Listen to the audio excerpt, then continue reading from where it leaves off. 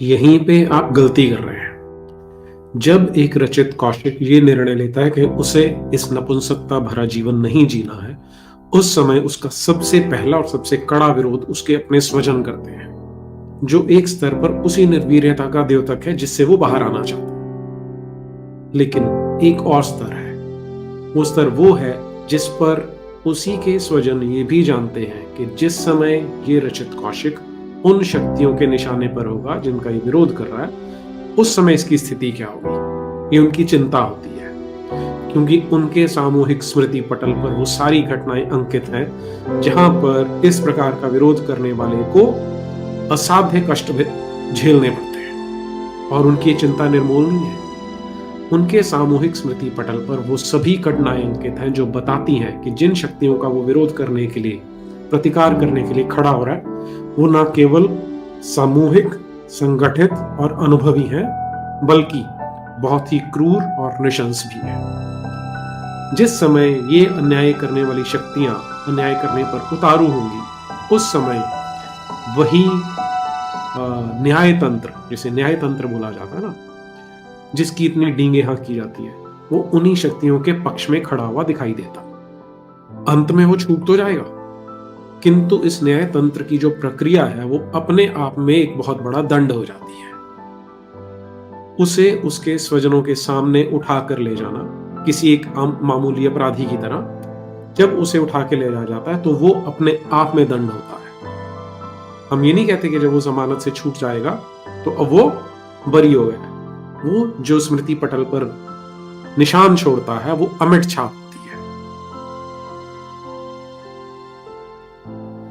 और यही चिंता, यही सोच, यही चिंतन है कि एक बहुत बड़ा वर्ग अपने घर के बच्चों को ये समझाता है कि अगर कहीं अन्याय होता हुआ देखो अपने चारों ओर, तो वहां पर उलझना नहीं, सीधा घर आ जाना एक डरपोक की भांति। नहीं तो तुम या तो जेल की काल कोठरी में दिखाई दोगे या किसी गटर में। किंतु रचित नहीं रुकता, क्योंकि जिस समय वो इन आसुरी शक्तियों के विरुद्ध उठ खड़े होने का निर्णय ले रहा होता है ना, उस समय वो वैयक्तिक सुख दुख से बहुत ऊंचा उठ चुका होता है। उसकी सोच बहुत ऊंची उठ चुकी होती है।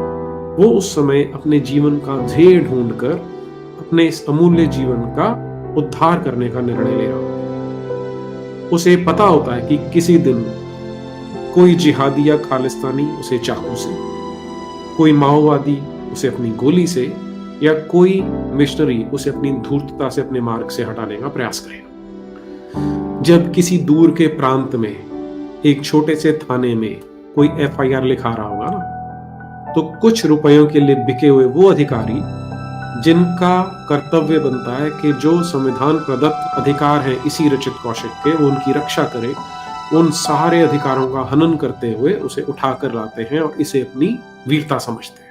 ये बात वो अधिकारी भी जानते हैं कि रचित जमानत पे छूट जाएगा, लेकिन उसे उठाकर कारागार में डालने और उसे जमानत मिलने के बीच में जो कई घंटे, कई दिन और कई सप्ताह हो सकते हैं, उनमें उसे प्रताड़ित किया जाता है, उसे कष्ट दिया जाता है, ताकि उसके आत्मस्वाभिमान को चोट पहुंचाई जा सके, उसके आत्मगौरव को विनष्ट किया जा सके।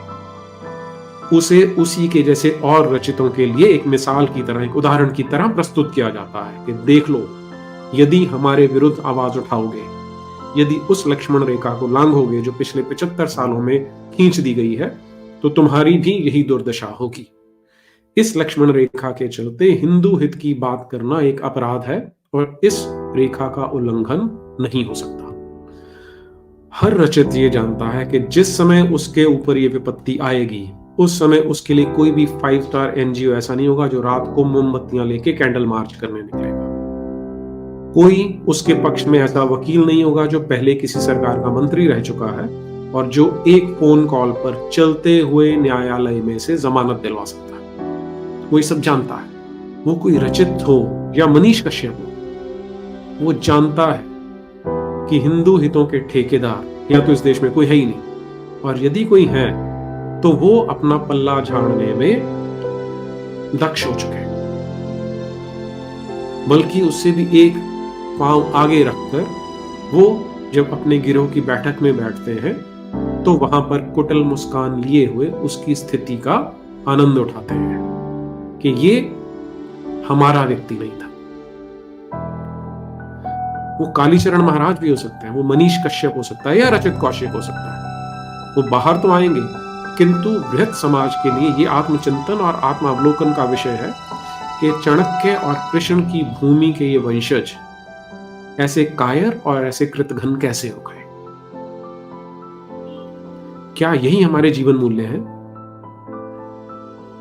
यदि हमारे पूर्वज भी ऐसे ही कायर और कृतघ्न हो गए होते तो क्या हम आज एक हिंदू के रूप में अपना ये सम्मान भरा जीवन जी पाते? क्या हमारी बच्चियां आज बुर्के को त्याग कर खुले में घूम सकती? हमें किसी टुच्चे से मौलाना के सामने नतमस्तक होने के लिए विवश होना पड़ता। और ये बहुत संभव है कि जब रचित बाहर आएगा तो पहले से अधिक दृढ़ हो चुका होगा। किंतु हम सब के लिए मूल विषय ये होना चाहिए कि जिस अधोगति की ओर हमारा ये समाज अग्रसर हो रहा है, क्या हमें उसे जाने देना चाहिए? क्या हम अपनी भावी पीढ़ियों के लिए इस तरह की एक विरासत छोड़ के जाने वाले हैं? क्या हम उसके रक्षण के लिए कुछ करेंगे, या अपनी भावी पीढ़ियों के लिए ऐसा अभिशप्त समाज छोड़कर चले जाएंगे जो अपने समाज की रक्षा, अपनी रक्षा नहीं कर सकता? यदि हमने अपना कर्तव्य नहीं निभाया तो आने वाली पीढ़ियां तो क्षमा नहीं ही करेंगी, किंतु हम स्वयं अपना सामना करने में असमर्थ हो जाएंगे। इसलिए रचित कौशिक के लिए अपना स्वर ऊंचा करें, उसकी हर संभव सहायता करें, उसे अपने सर पर बैठने, क्योंकि वो तो अपना कार्य कर ही रहा है और करता रहेगा। ये हम सबका सामूहिक उत्तरदायित्व है कि उसे वो सम्मान और सहयोग करें जो किसी भी स्वाभिमानी और चेतन समाज का सहज और प्रकृति प्रदत्त कर्तव्य होता है।